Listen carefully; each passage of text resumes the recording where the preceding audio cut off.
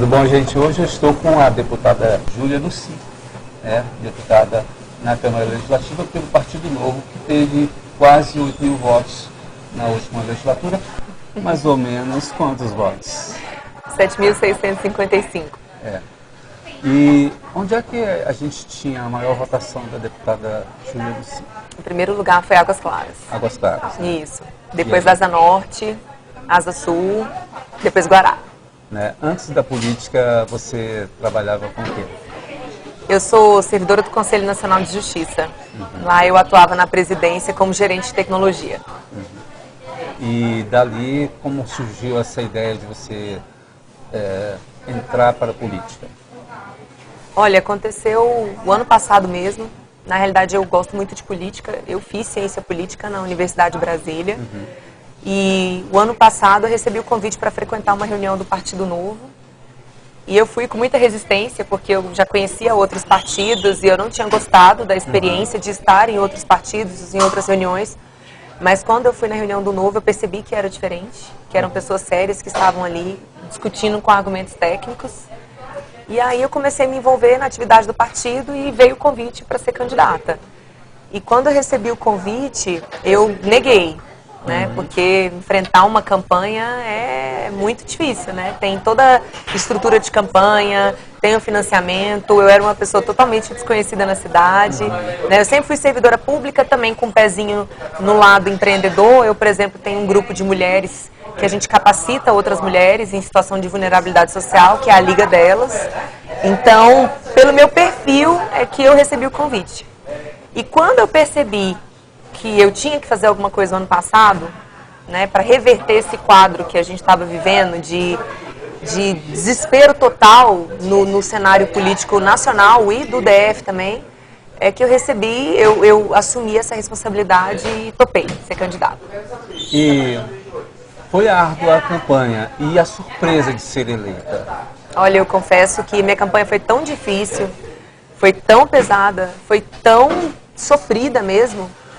Eu me dediquei tudo que eu podia ter me dedicado. Eu emagreci 6 quilos na campanha. Eu saía de casa às 6 horas da manhã, voltava 1 hora da manhã, o tempo inteiro na rua panfletando. Eu panfletei muitas vezes aqui no sinal da frente do metrô do Guará.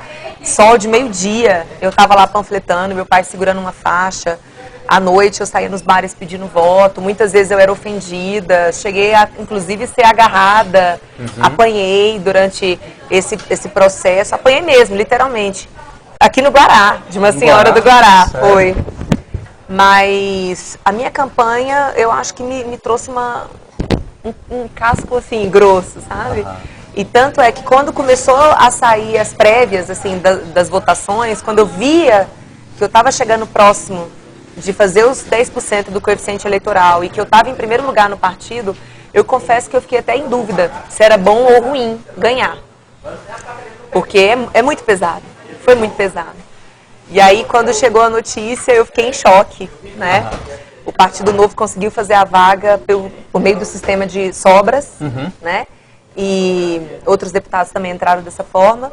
E eu, como eu fui a primeira do partido e a única que fez 10% do coeficiente, eu entrei. Muito bom. E se surpreendeu muito, mesmo com essa renovação que a gente teve dentro da Câmara Legislativa, na eleição de 2018, chegando em 2019, você deparou com gente nova, gente sem vícios políticos, alguns deputados mais antigos. O que você aprendeu nessa trajetória do ano de 2019?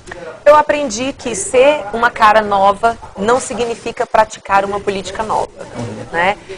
Muitas pessoas acham que a Câmara se renovou, e de fato ela se renovou em mais de 2/3, mas isso não significa que práticas antigas tenham sido abandonadas pelos novatos também. Então a gente observa práticas que eu particularmente não concordo, como, por exemplo, um deputado distrital indicar um administrador regional. Eu não concordo com essa prática, porque você mistura a esfera do Poder Legislativo com a do Poder Executivo, e o parlamentar, ao fazer isso, ele acaba perdendo a autonomia dele, de fiscalizar o Executivo. Atualmente, no final do ano de 2019, você falou exatamente sobre os cargos políticos das administrações que deveriam ocupar 50%, e está ocupando mais de 87%. A média é 77%, tem umas que chegam a 90%, como é o caso da Percal. Então a gente observa uma falta de profissionalização dos quadros das administrações regionais, e isso significa que a gente não tem continuidade das políticas públicas, isso significa que são pessoas que estão ali devendo favor para um parlamentar. É como se a gente estivesse sustentando a máquina de campanha daquele político que fez a indicação. Então essa é uma prática com a qual eu não concordo. Não indiquei nenhum cargo dentro do Poder Executivo, não vou indicar, exatamente para eu permanecer independente e poder exercer o meu papel de fiscalização. Porque hoje, o trabalho do Legislativo, ele não se justifica mais pela edição de leis. Nós já temos leis demais. Inclusive, eu trabalho na Câmara para diminuir o número de leis, né? É até um tema importante da gente comentar, mas nessa semana a gente conseguiu aprovar pela primeira vez na história do Distrito Federal, uma lei foi revogada. Então você observa a resistência que nós temos à modernização. É o que eu falo para você que está nos vendo agora pela internet, que a gente tem que ver que não é só fazer lei e fiscalizar as leis. Você tem que acompanhar e ver a viabilidade da lei na Câmara Legislativa, tanto na Câmara Legislativa como na Câmara Federal. A gente tem que rever esses conceitos. Tem muita lei até hoje que vem da Câmara Federal, que vem de deputados muito antigos, com mais de 40 anos, e só agora que a gente está conseguindo ver essa lei aparecer, e ela já caducou em relação à maturidade da legislação. Então, eu acho que, nesse sentido, dentro da Câmara Legislativa, tem que maturar algumas leis e tem que eliminar outros vícios, né? Claro, porque a lei ela tem que se adaptar à realidade social, à realidade econômica. Senão, ela se torna apenas um pedaço de papel. Mas é um pedaço de papel que se configura como uma armadilha, tanto para as pessoas, os profissionais liberais, como para os empreendedores.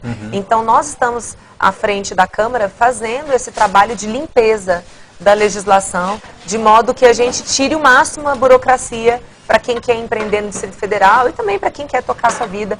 A gente defende a liberdade, a gente acredita que quanto menos Estado nós tivermos, melhor para as pessoas.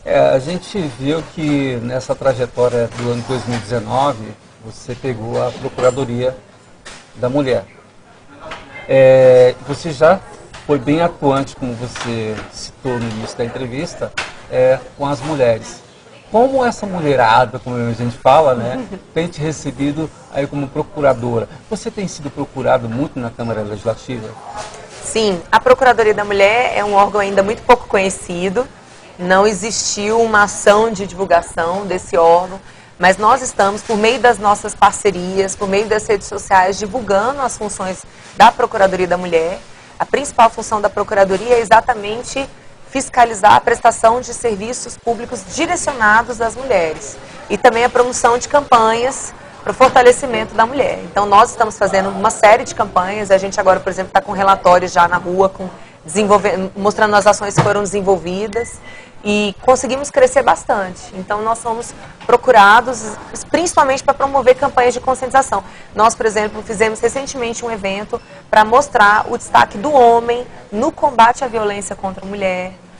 Nós lançamos o selo Empresa Amiga da Primeira Infância, né, que o objetivo é exatamente estimular com que as empresas se adaptem, adaptem os seus ambientes físicos e as suas políticas de recursos humanos para exatamente favorecer a permanência das mulheres no mercado de trabalho após terem se tornado mães, porque hoje a gente sabe que em torno de 50% das mulheres que se tornam mães, elas não voltam para o mercado de trabalho, exatamente porque é difícil conciliar.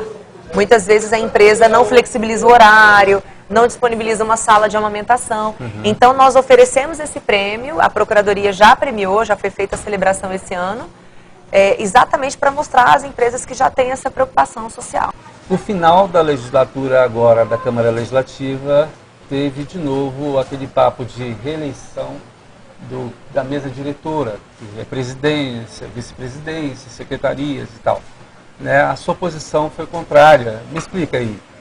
Eu fui contrária porque eu acredito que dentro de uma mesma legislatura não é interessante você ter o mesmo presidente. Porque o presidente, ele tem a função de coordenar os trabalhos legislativos, mas ele também tem a função de coordenar a gestão da casa. E é muito dinheiro envolvido, são muitas estruturas envolvidas, muitos cargos. Então eu acredito que é bom trocar para oxigenar, né?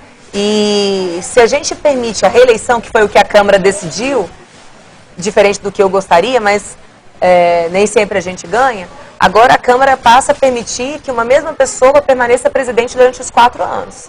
Se essa pessoa for reeleita, ela pode mais uma vez permanecer mais 4 anos como presidente. E assim sucessivamente. Então a gente pode ter aí uma mesma pessoa, presidente do órgão legislativo, 10, 20 anos. Isso não é bom para a democracia. Então eu acho que o mecanismo de proibir a reeleição era interessante para coibir essa prática. Mas fui voto vencido. Tá certo. Como muitas vezes acontece, né? Exato, né? Muitas vezes eu sou a única que voto contra, muitas vezes eu sou a única que me abstenho. Sim, você se acha uma deputada polêmica? Eu acho que eu sou uma deputada que coloca pontos importantes para serem discutidos. Quando eu voto contra um projeto que não tem dinheiro para sustentar o projeto, eu não acho que eu seja polêmica, eu acho que eu estou sendo responsável. Eu acho que eu estou sendo transparente com o eleitor de dizer, esse projeto aqui não tem como ir para frente. Quando eu voto contra um projeto inconstitucional, também. Então eu não acho que isso seja... Pode ser polêmico quando a gente analisa que é uma prática fora da curva, que não é comum. Mas na realidade eu estou seguindo o propósito com o qual eu me comprometi com o meu eleitor, que é ser responsável, que é ser transparente, que é cuidar do uso do dinheiro dele, que é defender os valores da liberdade. Então, se isso gera polêmica, é uma consequência natural. Brasília, 60 anos, nota 20, 2020. Temos aí uma trajetória de mais de 365 dias, quer dizer, o ano é bissexto, 366. E o que o Partido Novo, você como representante na Câmara Legislativa do Partido Novo, e a deputada Júlia Lucy, tem de projetos agora para o próximo ano para Brasília? Olha, nós já apresentamos o Código de Defesa do Contribuinte, que vai ser um marco na história aqui do DF, porque a gente compilou os principais julgados do Supremo, do STJ, para trazer mais racionalidade para a cobrança de imposto aqui no DF. Hoje nós temos multas tributárias, por exemplo, que superam o valor do tributo em si. Então o nosso código proíbe isso, que já é uma decisão do Supremo, mas que não vem aplicada aqui. O nosso código também obriga que o GDF consulte a sua base de dados, não fique perguntando para o cidadão a informação da qual ele já dispõe, mas ele mesmo já ofereça a informação. E inverte o ônus da prova, assim como existe também no direito do consumidor. Então a gente está com expectativa de aprovar esse código, que já vai ser uma grande evolução. Também estou trabalhando na revisão do Código de Obras aqui do DF, que é um código extremamente complexo, extremamente difícil de ser cumprido e também que não se compatibiliza mais com a Lei da Liberdade Econômica, que foi esse ano sancionada pela Presidência da República. Também apresentaremos o código, a proteção das crianças aqui no Distrito Federal, né, que a gente trouxe essa lei para cá, da esfera federal para o Distrito Federal. Então nós vamos aprovar também e continuar com esse trabalho de simplificação das normas, né, de tirar do mundo jurídico as leis que sejam inúteis e que atrapalhem os empreendedores. E é claro que, como eu já disse, a função fiscalizatória é a minha principal bandeira. Quem acompanha meu trabalho viu que eu já atuei na derrubada de várias licitações, já ofereci denúncias muitas vezes para o Tribunal de Contas, para o Ministério Público, sobre a saúde, por exemplo. Então esse é o principal olhar do meu gabinete, a fiscalização. Para o próximo ano? Para o próximo ano. Vai continuar a Semana Maria da Penha nas escolas? Com certeza, com o nosso projeto Embaixadores da Paz, que foi feito por meio de colaboradores, né, que nós estamos disseminando os conteúdos de paz, como mediação de conflitos, comunicação não violenta, o que é a Lei Maria da Penha, porque ou a gente trabalha a base da sociedade, ou a gente não reverte esse quadro de violência. Emenda parlamentar para o Guará. O que a gente pode ter? Eu já fiz algumas indicações, né, para a Nova Cap, que cuida da iluminação da cidade. A gente sabe que o Guará tem essa demanda.